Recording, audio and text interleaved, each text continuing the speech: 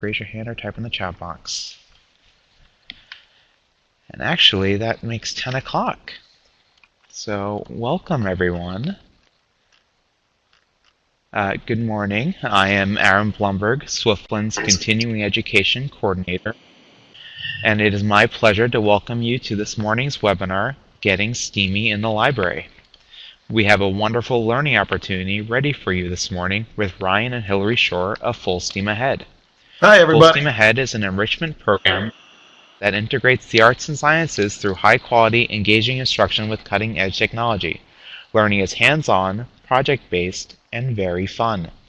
We help students, or I should say they help students, become creative, fearless problem solvers possessing the skills to confidently tackle the future. Please welcome Ryan and Hillary and enjoy their webinar this morning. Ryan and Hillary? Good morning, everybody. Hello there. Welcome to Getting STEAMy in the Library, an overview of STEAM education and resources. We are very, very excited to be here with you guys this morning. We're very happy that we've gotten the opportunity to spread our love of STEAM education, education in general. And by all means, let us know if you can hear us okay, if we're going too fast, speed up, slow down, any of those status updates there. So just starting out here with the Adobe Connect procedures, and that's this window that we're in now. If you do have a question, go ahead and type it in the box in the lower right-hand corner. One all the way down. There it is. Down there. All right. There's two of us here, Ryan Shore and Hillary Shore. Yes, we're related. We're married. There's two of us, so one of us will address the question while the other continues the presentation. Feel free to let us know how we're doing. You can use the agree or disagree box. Right up there at the top. And, you know, laugh, speed up, tell us how everything is going. And if, you know, they agree with the information presented on the slides, let us know. And, you know, we can keep things interesting. And even on a couple of our slides, you can draw. We have some things that are interactive. So let's go ahead and test it out. We're going to open up the draw screen. And let's see, we'll try it out. So we have some screens that we want you guys to draw right on. So go ahead and try it out. There should be a draw a marker on the left side there. So if you can, go ahead and try it out. See if it's working. Hey, there we go. Excellent. It's working. Cool. All right. Smiley face in the corner. Very good. So we're able to draw, I see. And we'll go ahead and clear that out of there. All right. So for us, you know, we are teachers by trade. We like to be interactive as possible. We want to get to know our audience here because we're not about a one-size-fits-all approach.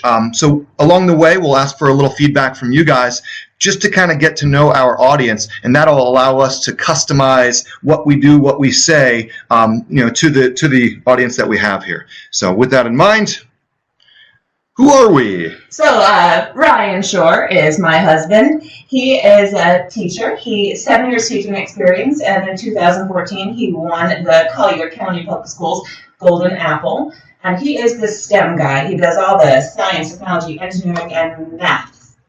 And Hillary Shore is my wife, sitting right next to me here. She's a statewide leader in Music Ed. She's held all kinds of different positions on the state level, traveled all throughout the state on various projects from assessment to government relation committees and everything in between. She's got 8 years teaching experience, and she represents the arts side. And when you put us together, we are Full Steam Ahead, a science, technology, engineering, arts, music enrichment program. We have students of all ages. All right, so our goals for today. We want to get everyone acquainted with STEAM-based learning and kind of give you a basis for when you are talking to your peers and coworkers about STEAM.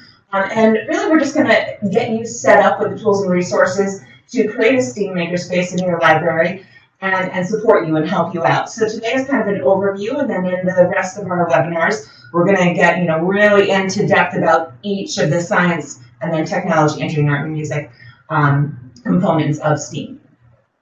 And we're pretty easy to get in touch with, so if you have any more questions, if there's something you want to know more about, we're always happy to help. And type in the chat box, we can help you out. So we're going to take a quick poll for a minute. We want to know where you are. How well do you understand what STEAM means for libraries? And then our second one will be, how excited are you to bring more STEAM into your world? As we mentioned, we just want to get a sense for who we're talking to here. This will help us figure out where you're at, figure out where we need to get you, and figure out the course of our presentation from here. All right, cool. Very good. 7. All right. All right, we have 8 people in so far, still waiting on a couple more. Cool. All right, looking good. So for the most part, we're kind of in the middle. Perfect. Yeah, and let's go ahead and broadcast the results, because I think you'll see that a lot of people are right in the same place, right there in the middle. You know, we have some STEAM experience. We're familiar with the acronym. We're reasonably excited to get it into the world, get it into our world. But, you know, with anything new, you know, we need some help getting there. And that's why we're here, to help us get there. And we have one person who's well ahead of the curve, and we'll have to tap into that person's resources as well. Feel free to offer criticisms along the way. Oop, let's go ahead and get rid of these. Okay. So what is STEAM? STEAM is science, technology, engineering, arts, and traditionally math. But since I'm a music girl and this is our thing, we generally say arts and music. In reality, STEAM's a little bit harder to nail down than just kind of listing academic subject areas. More than anything, STEAM is an educational mindset that encompasses many skills and movements. There's a lot of synonymous words that you hear thrown around that sort of mean the same thing, sort of don't mean the same thing. Things like DIY, the do-it-yourself movement, is definitely involved with STEAM. The maker movement, which we'll talk a lot about later, is a big part of STEAM. Problem solving, critical thinking, perseverance, creativity, collaboration, and research, all things that we are really working towards allowing possibilities and opportunities for when we're dealing with STEAM education.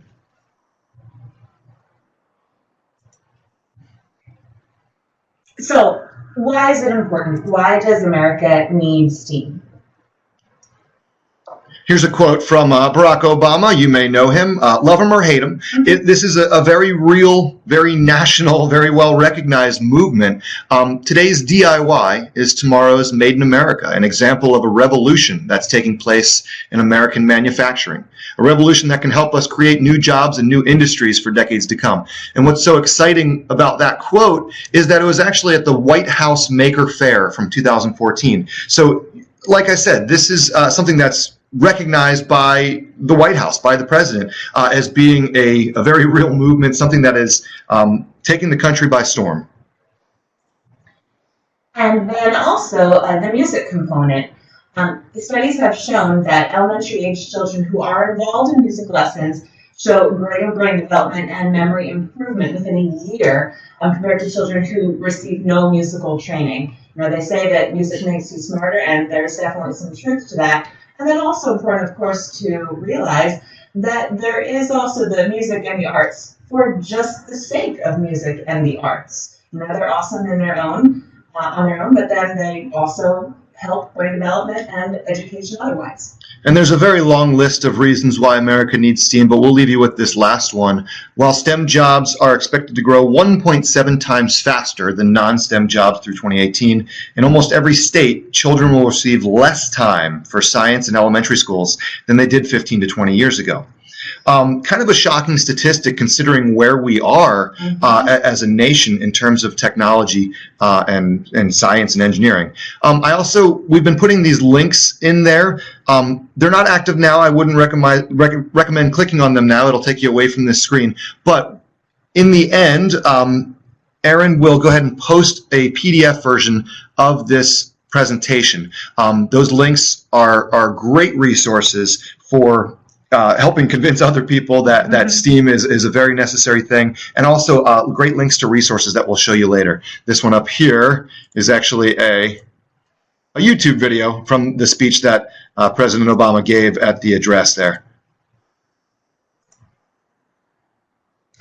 So, and now a lot of people have heard about STEM. That's, a nationwide thing. But why STEAM? Why is the arts important? And it really is just because educators are often highly, highly specialized, and there's just not enough time in the school day to make it happen and to really do it the justice that it deserves. So the arts add an entirely different dimension that complements STEM beautifully. I mean, really, they're inseparable. And that's a picture of a 3D printed violin, in case you were wondering.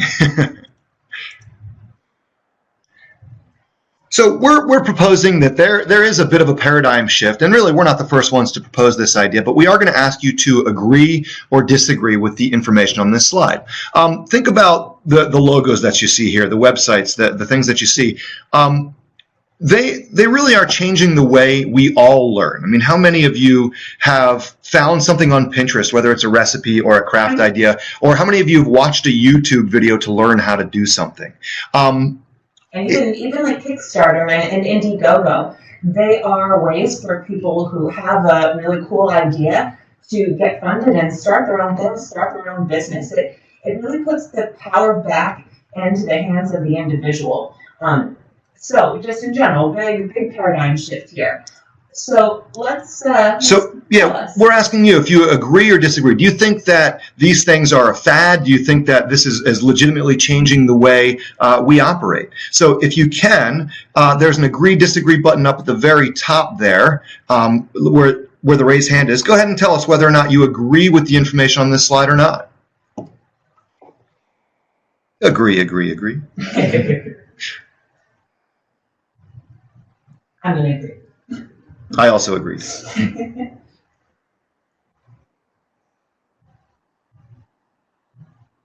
All right. Looks like some people are abstaining from answering, but that's okay.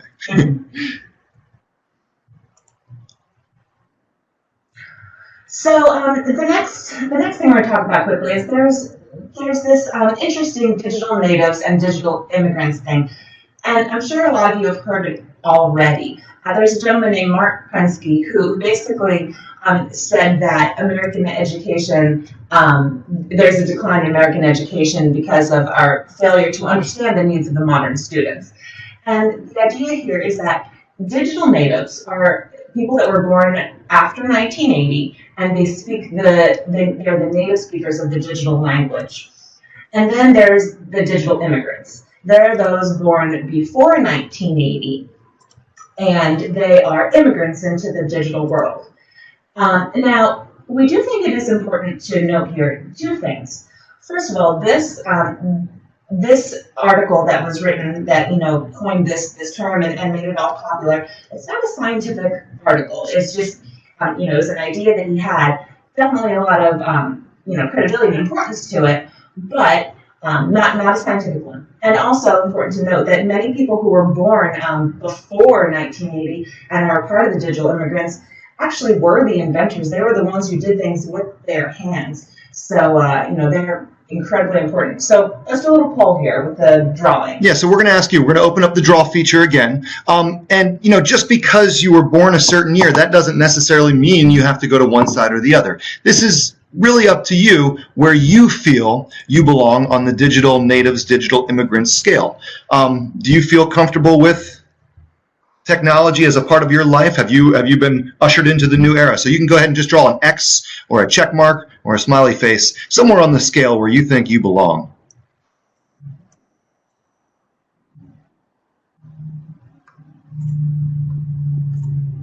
Let's try. There we go. Is everybody able to draw? I'm drawing music now. That's me. All right. All right. Excellent. Someone stuck in the middle with me? All right. All right, great. Well, so it sounds like we have a very technologically savvy group, which is great, and that's exactly what we want. Now, part of our challenge as technologically savvy folks is trying to get people to come along with us, and that's where the information in our slides will really be valuable moving forward, because exactly in order to help build STEAM, build maker spaces and things like that, we're going to need to bring people along with us.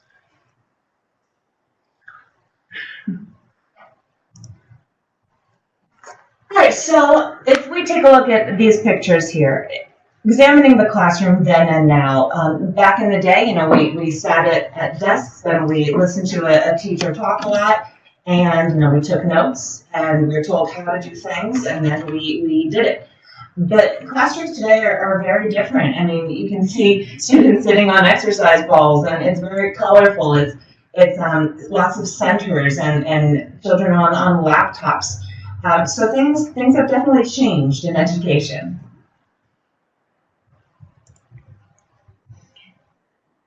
And then a lot of people will say, I know we encounter many folks who ask us this, what was so wrong with the old way? You know, we all learned, we got where we are today. Why do we need to change things? So, and really, here's our rationale, here's our reasoning. You know, kids are fundamentally different than they ever have been before. They come from different backgrounds. They have different learning styles. Their brains are wired differently than ours are from earlier generations. Technology's transformed everything that we do. And really, the old way was great for its time. It led America to become the superpower that it was. But things have changed, and things have changed fast, and they've changed a lot. Digital natives experience the world in a different way than we do. When you look at kids as young as 8 months, and I use that age because we have an 8-month-old who loves our cell phone. He loves the colors, he loves the sounds, and we try to hide it from him, but hey, he loves it. So digital natives really do experience their world much differently. We're preparing kids for jobs that don't exist yet. We're in a time with a very uncertain future, and the traditional method of educating kids, you know, prepares them for what we know was there. Well, we don't know that it's going to be there anymore, so we need to come up with new ways. Yeah, we really need to be ahead of everything. And just a closing thought on this, in a lot of ways, we're really taking the best of the old way and ushering it into a new generation. We used to work with our hands and modify our environment. We used to be great at fixing anything. It's what made America great. So much of that has gone away, but it's making its way back.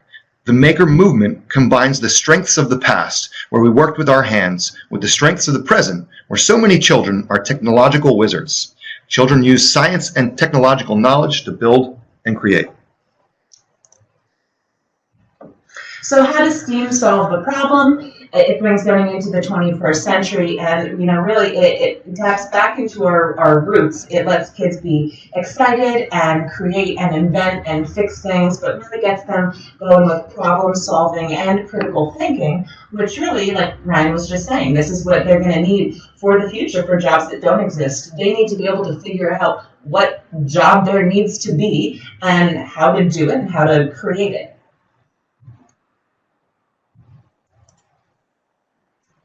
So one of the questions we hear from all over the spectrum is, you know, why can't the schools keep up with all this? And the reality is that, you know, our schools do a very good job, I think. We are both public school teachers of the last 7-8 years, and we never found harder working people, more passionate people in our entire lives. But there's a sad reality, and that's that STEAM education is only a small part of the overall focus. There's never enough time in our schools. There's limited resources. Teachers are being required to do way too many things. Limited funding. Testing is shadowing everything we do, and the arts are taught in isolation. So we can't leave this all in the schools for STEAM education. This has to be more of a community effort. And I think it's important to say, too, that, you know, there's definitely teachers out there that try really hard and do see its importance. And, you know, just the fact remains that no matter how hard we try, can we really do it justice? You know, so that's why we're here. We're trying to help and support, you know, those people, make it all happen. All right, and now we're getting to the meat of this, and so hopefully you guys haven't been rolling your eyes saying, oh, I've heard this before, I know this so far. Now we're going to get into the real practical knowledge. How do we fit into this equation? And again, this is an agree or disagree slide. So at the end, or if you're reading it now, do you agree with the statements made on this slide or disagree? And basically what we're proposing is that as non-traditional educators outside of a traditional classroom setting, In a lot of ways, we're uniquely suited to provide students of all ages with the learning opportunities that they desperately need, but are not able to receive in their day-to-day classroom instruction. And then here's a quote from a Make Zine article. I'm not sure if you're familiar with that publication, but it is a huge force in the Maker movement. Public libraries, the availability of free education for all, represent the collective commitment of a community to their future. They symbolize what is most important, a commitment to educating the next generation. From your standpoint, from your role within the library system, do you agree with this information or disagree? Go ahead and use the tools at the top. Okay. Nice. Thank you. Aha. Okay. Dissent. We like it. It's okay. Yeah, I would love to hear what you think. Your input.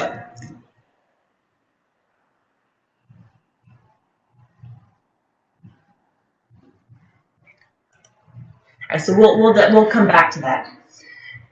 So now. So aligning our goals, with the community, with education, we got this directly from the Florida Southwestern Library website, and this is their official mission statement. In support of the mission of Florida Southwestern State College, the FSW libraries help students, faculty, staff, and members of the community become effective researchers, critical thinkers, and lifelong learners. By facilitating access to the resources necessary to accomplish these goals, the libraries contribute to the enrichment and intellectual activities of the Florida Southwestern State College learning community. After reading this mission statement, I was thinking to myself, wow, I think I chose the wrong career path when I started teaching. I really should have been a librarian, because this is exactly what I've always tried to instill in all of my students, and that's ultimately what's led to the success that they've had. The effective researchers, critical thinkers, lifelong learners, providing the resources and engaging them in enrichment and intellectual activities, those are such insanely critical components of any educational system. And yet, like we've mentioned, these are the things that kind of get glazed over in traditional education many times. And now, just touching on a comment here, Jill was saying that the kids don't have enough time in the libraries. They often come in, they just have to grab their books and go. But look, the whole maker movement, and what we're going to be getting into in the upcoming slides, creating a maker space in a library, we're hoping that we can help the libraries become a bit of a community center, so that the kids come to the library for longer periods of time and explore and create, and then we all help them and push them to that. So that's a really good point, Jill, and hopefully this whole movement can start to fix that. All right, and with that, we're going to get into the maker movement. And again, this is not our terminology. This is something you've probably heard before, and this is something that is very, very closely aligned with STEAM education. And we're going to give some very specific examples of what this looks like later on. But just take a second to look at this graphic here about, what makes a maker. There's learn by making things, and by working with their hands and taking risks and failed attempts is a really important thing that we see. So many kids are just afraid to make mistakes, and when they get stuck, they kind of their progress stops. But that's a huge part of the maker movement, taking that and moving on from there and learning from it. So why now? Why is the maker movement happening now? And why is it so important now? STEAM knowledge is more accessible than ever, due in large part to technology. There's just millions and millions of opportunities. There's endless opportunities out there for this type of learning to occur. It's happening because it really helps prepare students for an uncertain future, which we touched on earlier. We don't know what the most popular jobs will be in 20 or 30 years when our kids now enter the workforce, or even in 10 years. We're teaching them how to create the jobs too. Exactly. The maker movement is naturally engaging and rewarding. It builds and encourages lifelong learners, which we saw as the stated goal of at least one library out there. it's supported internationally and rapidly gaining popularity. There's maker spaces, hacker spaces, tech labs, fab labs popping up all over the place. And really, it's getting to the point where it's really hard to ignore that it's no longer just a fad. It's the reality of the future of education. Okay, so maker spaces in libraries. Like we were talking about, libraries, they're no longer a place just to hold books. They're a community hub, and people come there to share ideas, enrich their lives. Computers, internet, it's there, and people come to use everything. So, we definitely think that libraries are becoming a creation space or a maker space. And some people may disagree with this. And let us know if you do, even if we haven't specifically said, that. And again, there's a link down there which you can click on later that goes to a great website. There's a particular library that kind of documented their process of creating maker spaces and changing their image, changing their philosophy. So we're going to show you a couple pictures of some maker spaces. We're going to show you, specifically, we'll show you 3 pictures. As we're looking at them, I just want you to take a second, and you can jot down in the bottom right corner in the chat box, what do you see in this makerspace? It may be tough to make out some of the details, but what jumps out at you?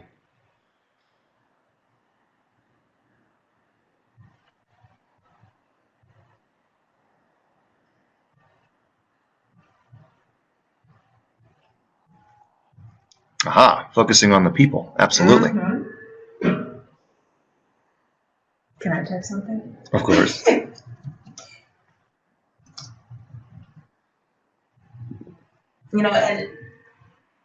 just some food for thought. Do you see, aside from the actual structure, sectioning it off, do you see a whole lot of expensive looking things? Posters. Yeah, right. Lots of posters. Lots of posters. That's the truth. Okay. Good point, Kiva. I like that it's right there in the middle of the library. It's not secluded. All right, we're going to show you another picture here, another makerspace that already exists in a library out there somewhere. Actually, several pictures, I guess. Mm-hmm. Might be hard to make out the details there, but again, what do you notice about this one? Type in a word or two. What jumps out at you?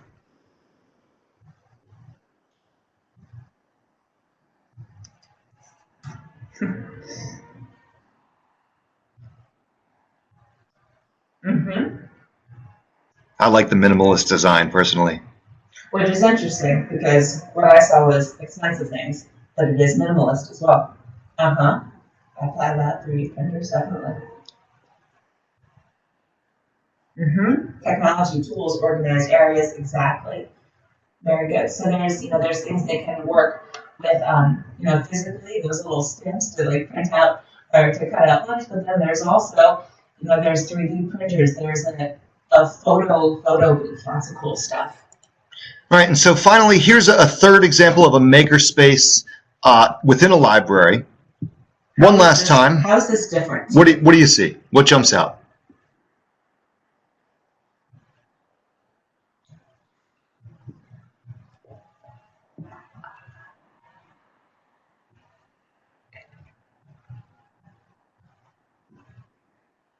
The children are engaged, low technology. Low tech, yeah. Crafts, kids, yes. Lots of people enjoying and participating. A lot of smiles on the faces. Yeah. Everyone looks like they're interested in what they're doing. Even the volunteers or the staff. Everyone's happy. Working with their hands too. So now that you've seen these 3 pictures, can you just type in the chat box which one do you think would fit your library the best? What do you think is the most realistic, feasible for you? And that doesn't mean, tomorrow. That could be 3 weeks from now. That could be 3 years from now. That could be 10 years from now. A lot of people saying number 3. Oh, okay. All right, we got a 1. So I don't see any 2s yet. Nobody dreaming big with the 2 yet. It's almost like those things are really expensive and tough to learn. Well, That's the right attitude, there you Jill. go. Yeah, well, I think we'd all like to be 2. Yeah, I mean, two is amazing, and Yeah, it is. It's a dream. Hannah, you're exactly right. Uh-huh. Two is kind of what we should aspire to, as individuals trying to bring STEAM, trying to bring maker spaces to the people. Now, that may not be practical for everybody, and that's why we gave you the other pictures too. A makerspace doesn't have to be elaborate. It doesn't have to be expensive. It can be on a budget. And let me ask you guys this. For those who did not put number 2, is the reason because of funding, or is the reason because that's a lot of stuff to learn how to make work? There are 2 very different reasons.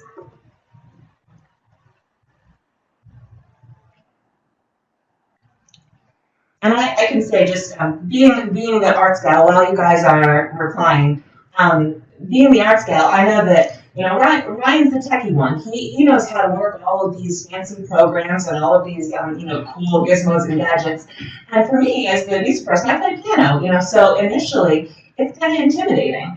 But I do have to say, sitting in Ryan's classes, I've learned a ton about it, and it's a lot more doable than it seems. So that's what some people are saying. Time, funding, space. Absolutely. I mean, those are massive barriers. But if we do, 17 computers. that's excellent. I mean, if we do nothing else today, we would love to plant the seed that one day grows into a number 2 style makerspace. Maybe not in your current library, maybe somewhere else in the future.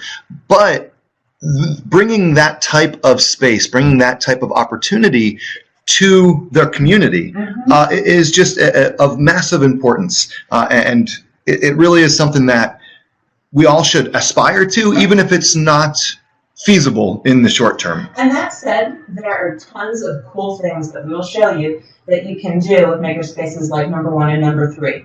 So, always not lost if 2 is out of the question. Absolutely. Okay, so now we're going to get into some of the things that we find. So we run a makerspace. We have a STEAM lab that we use day in, day out. That is our business, essentially.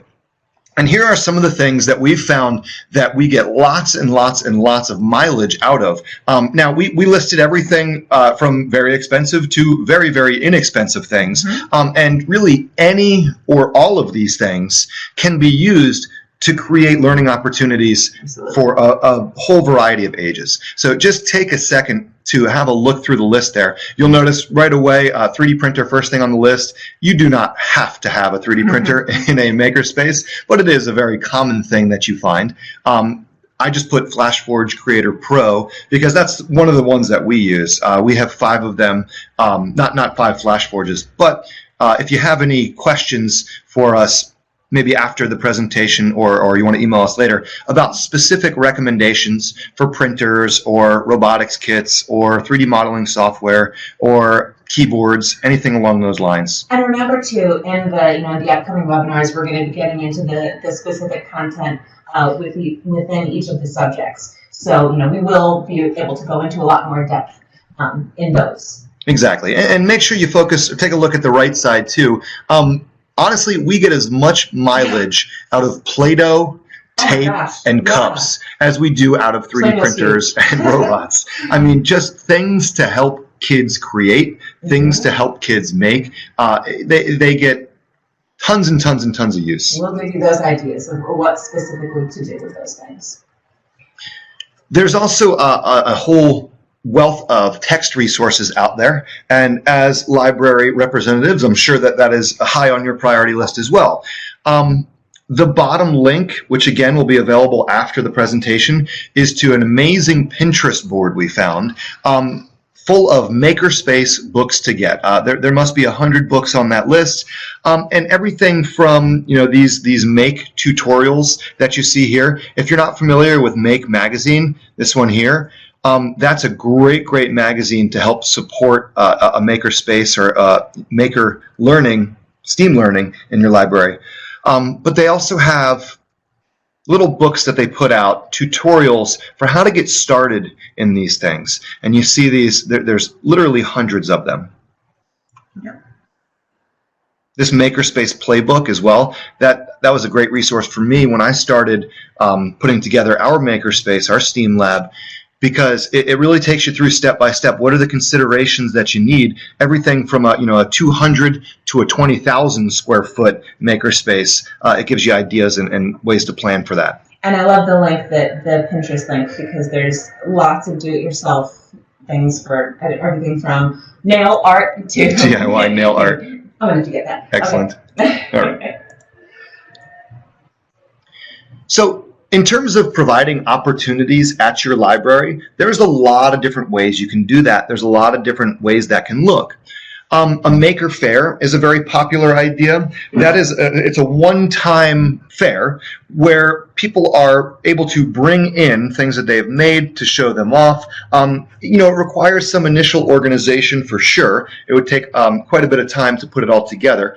But it doesn't require a lot of resources. It doesn't require a ton of space. And it's a great way to kind of kickstart a maker movement in your library.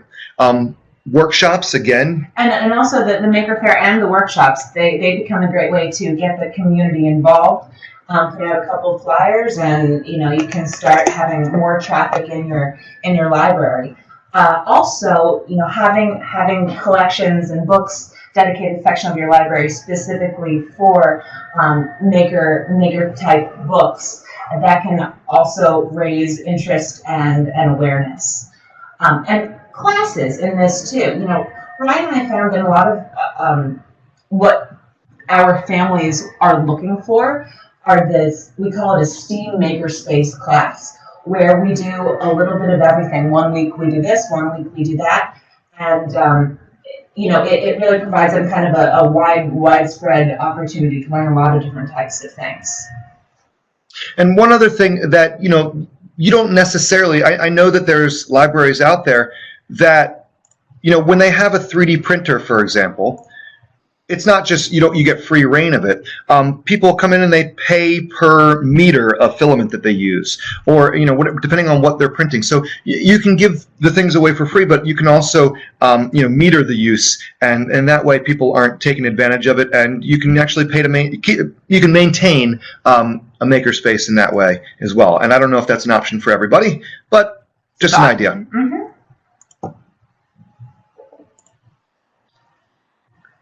All right, so where to find these things? Honestly, we do a lot of our shopping online.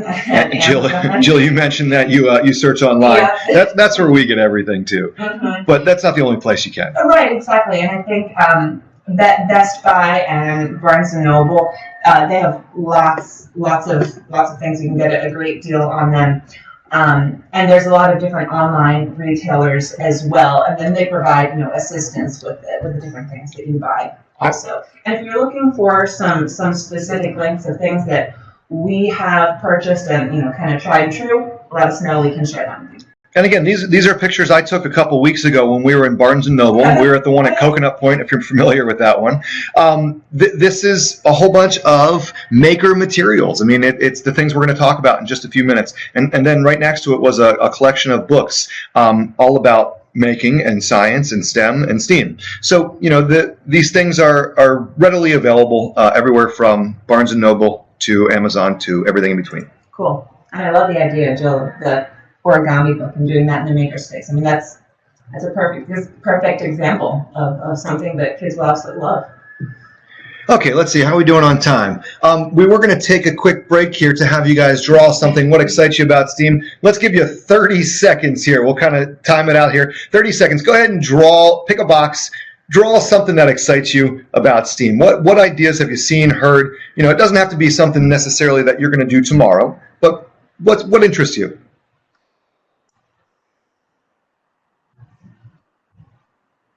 I'm going to start.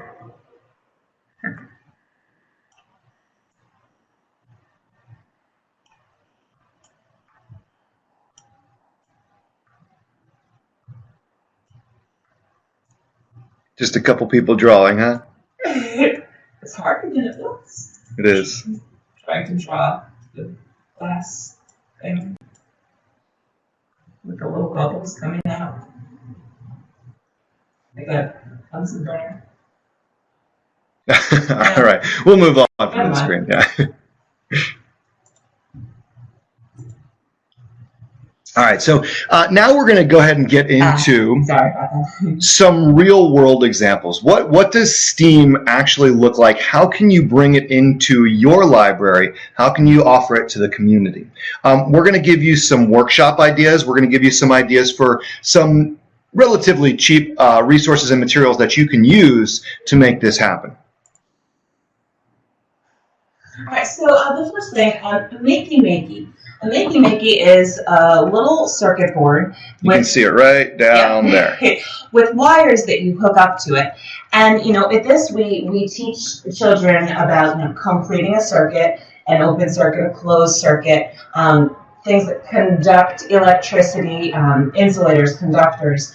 And, you know, if you look over here, you hook the wires up to the circuit board, and then you hook them onto some tin foil, and then in these cups there's some water. And then this girl here is dipping her finger into the water, and you can see here the Makey Makey is hooked up to a computer, and then when she dips her finger in the water and the circuit is completed, it makes a piano sound. It presses a key. So this was an example of our water piano. There's tons of things that you can do with Makey Makey, music-wise, things you can do art-wise. We also built a video game controller with Play-Doh. Play-Doh, turns out, it's a great conductor of electricity. So the one thing I want you to notice is take a look at the age of the girl who is actually making this water piano. I think she was 6. She attended one of our summer camps. She was a first grader.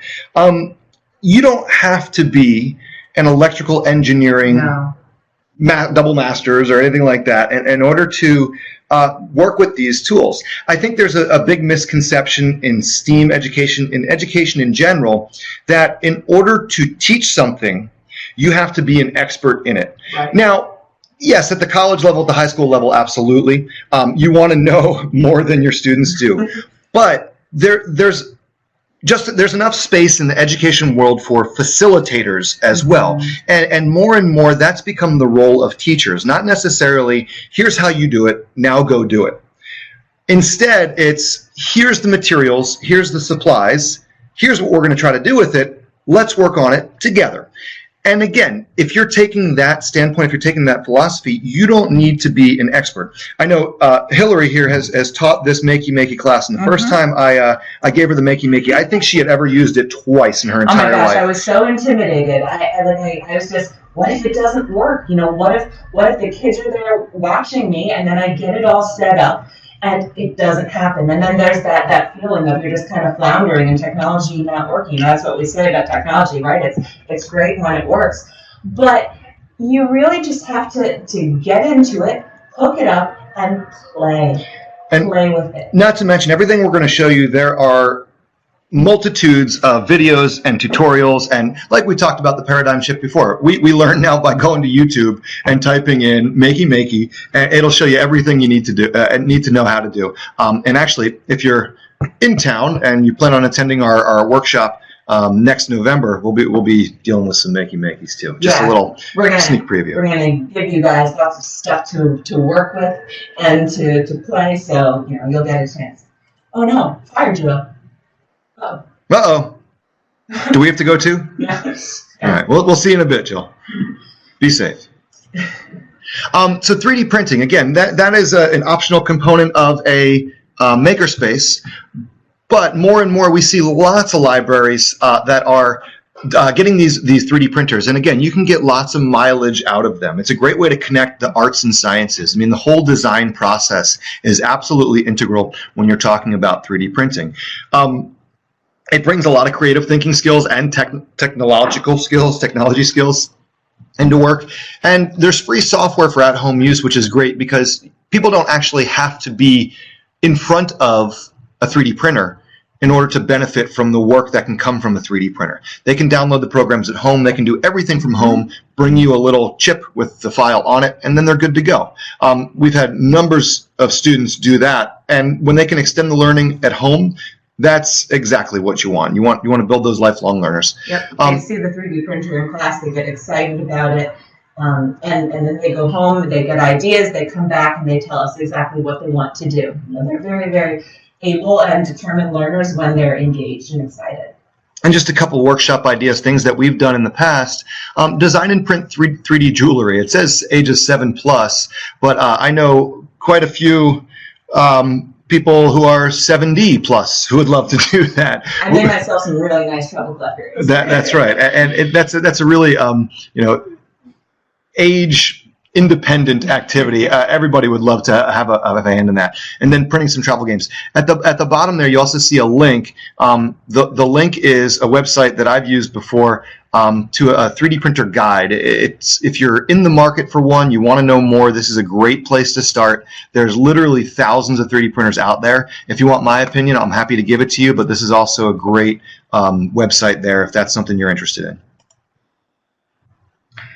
So now, audio editing software. This is getting into the music technology side of things. I offer a class called Audio Mixology. It's just a little fancier. Music tech didn't quite tell that audio mixology is working. And the nice thing about this is, there are programs that you can download for free online where you can do this stuff. This right up here, this is a picture of. This is a picture of an audio editing software specifically for children. This is called Fleximusic. It gives kids the same kind of tools as the more fancy audio editing software, but it simplifies it, and you can see different colors and shapes so that it's a little bit more manageable for them. But the program that I use a lot is called Acoustica Mixcraft 7. That and Audacity. Audacity is the free download. Kids can learn about the sound waves of their voice. They can learn how to edit their voice. Audacity is awesome. Yeah, it's a lot of fun. I have kids go through and figure out what different audio effects are and what actually happens, from the science side to the sound waves. And so that's what activity 1, twist and edit your voice using different audio effects. GarageBand is kind of the Mac audio editing, software that is equivalent to Acoustica Mixcraft, which is for Windows. But my favorite thing about all of this is activity number 2. You can create your own song independently of having music experience. You don't need to play piano to make this all happen. You don't need to know anything. Only thing you need, like music. have a passion for it and want to add in some loops from the library, twist it around, drag and extend it, and make your own song. So it really puts the power back in kids' hands and gets them excited. They love it. And that's what I really want to emphasize, that if all this is seeming very overwhelming, you don't have to do all these things. You don't have to be experts in all these things. It takes very little practice, very little learning on your own to actually make these things work for you. Again, you don't have to be an expert. You can be that facilitator. You don't have to know all the answers. That's what Google's for. That's what your library is for. I mean, there's in Audacity, like when there's an effect that I'm not sure exactly what's happening and how to use it, you Google it and you figure it out, and then you explain it in more digestible bites to the kids. So. All right, so moving on, then we have Little Bits. Little Bits. Hopefully you've heard of Little Bits. If you haven't, they are awesome. We're actually going to be using them in about a half hour with a class that we have coming in soon. They are snap-together circuit kits that we've had students from the age of 6 to the age of 60 who have absolutely loved them. You see a picture of one of our students right here, smiling. He created an art bot, and that's our first workshop idea there. There's online tutorials for how to do that. It's really a pretty simple process, but it's incredibly rewarding, and as simple as it is to try, it's not that simple to actually implement, which gives kids an opportunity to problem solve. You know, it's not quite like Legos where you just snap this piece there and that piece there. So, you know, let's explain a little bit what Little Bits really are, because if you haven't played with them before, it's kind of tough. So there are lots of small pieces that connect to each other. They kind of snap together. Magnets. With magnets, and they're color coded. The one particular color is a power source, and then another color is a trigger. It tells something what to do, and then you have an action piece. So, you know, you put lots of these little pieces together, and then you can create something and invent something. So this little art plot was super cool. This little guy that drew. And again, there's a link at the bottom there if you want to check that out after the fact. Little Bits, unfortunately, are on the expensive side. But, you know, just a few of them goes a really long way in any sort of makerspace setting, whether it's a shoestring budget to a 20,000 square foot warehouse that you have dedicated to a makerspace. Little Bits really go a long way for all ages, for prototyping, for creating some really neat project ideas. Okay. All right, so with that, we are getting pretty low on time here. The Maker Warehouse, absolutely. Yep. In conclusion, you know, we want to reemphasize that, you know, the times, they are changing again. Things are constantly in a state of change. It seems that the more technology that we get, the faster things change. But what's so cool about the Maker movement, what's so cool about STEAM education and bringing that to the community, it changes with technology, and it adapts itself to meet the needs of our students. And that's why we want to jump on board this Maker trend, this STEAM trend, you know, before it's too late, before we are too far behind. And STEAM, like we were talking about, STEAM combines the hands-on invention from the past with the technology of the future. You know, we're taking the hands-on approach that we used to have, and we're combining that with the creativity and the problem solving and the technology and everything, so that now we're just becoming so much more able and coming up with a lot of cooler stuff, really. STEAM makerspaces, we don't want to scare you away from those. Makerspace, STEAM, Makerspace, Fab Lab, Tech Lab, whatever you call it, they're all essentially the same thing. It's really doable on whatever financial scale you've got. Whether you're using string and cups and tape, or whether you have a, which is one of my dreams, you can do a makerspace, and it's more about the ideas that come out of it and go into it than it is the cost. Now, with that said, if you've got a large budget for that kind of thing, the community needs it. People need it. So absolutely start thinking about planning. Do what you can to start bringing more opportunities like these to our communities. Mm-hmm. And start with the resources and ideas that we provided. Really, it's everyone. It's kind of a think tank. We all put in our thoughts, and we experiment, and we find things that work or don't work, and then we make progress on all of that. So you just have to start experimenting and going with it, and we'll get there. All right, and then just a quick plug for ourselves. The next 5 webinars will go into more depth on each subject. We're going to give you a lot of specific ideas and talk a lot about specific materials and resources that you can use to bring STEAM education to your library, to start building a makerspace. We want to give you as much support, as much help as possible in doing that. We really believe strongly in the value of this, and it seems like you all do too, based on your responses from the earlier polls. If not, we hope we did a good job convincing you that this is something that is absolutely essential to not just our kids, but also our community members of all ages, to give them these tools, these materials, because if we don't do it, nobody else will. We are in the best position to be doing this. Also, check out our workshop, the most fun workshop you'll ever do, where we'll bring our toys and gadgets and show you how playing and creating leads to learning and invention. That'll be November 10th, I believe. Yes, I believe. So Here yeah, in Southwest Florida.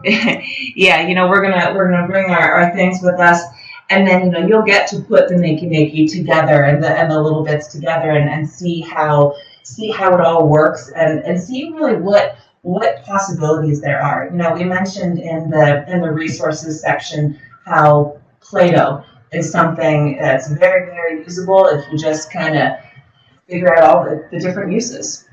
All right, and one last thought here before we take questions. And Hannah, I definitely want to hear more about light painting. That sounds awesome.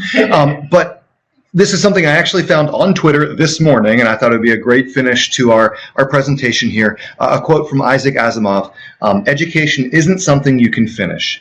And we'll leave you with that. We hope you enjoyed all the information presented here. If not, please let us know. If you did, please let us know. We continually strive to be better, to do better, to help everybody bring STEAM, to bring maker education to as many people as possible. And the more feedback we get, then the better job we can do. So please let us know. So with that, what questions do you guys have? I'd love to hear some more about that light painting that Hannah was talking about. And is there any way that we can help out right now? I see a couple people typing. You're welcome, Deb. With oh yeah, that wasn't with the painting, we color flashlights in a dark room. Awesome. Cool with long exposure on cameras. That sounds really, really cool. Hannah, what age range are you aiming for with that? K through 5. Wow, very cool. Yeah, we did a art workshop over the summer, and one of the things was a marble painting where they learned about potential and kinetic energy. Painting with marble, putting them in a tin, and then with some paint in there, and then kind of rolling the tin around. And the kids love it. They do some really, really interesting things. So thank you very much. Sure. Oh, I see maybe a couple more. Thank you, Hannah. Absolutely. And thank you to everybody.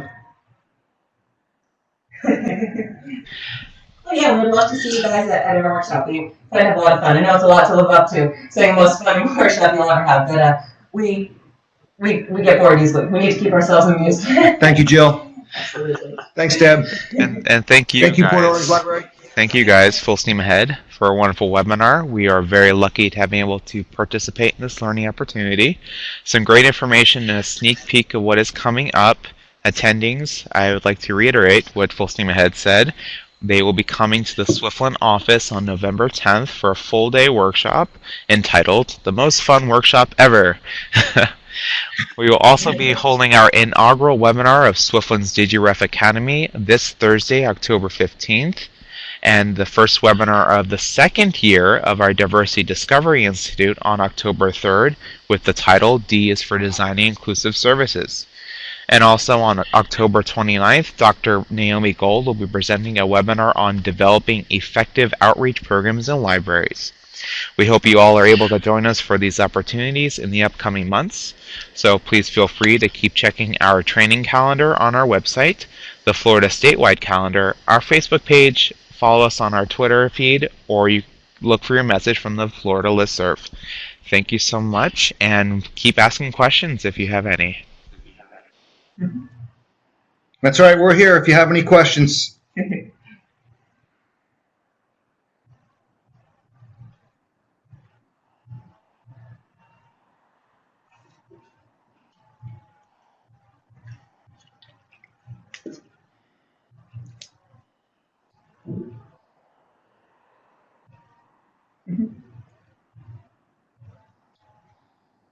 And thanks to those of you playing along at home, drawing with us, typing with us. Absolutely. Thank you so much, Connie. Thanks, Connie. No problem.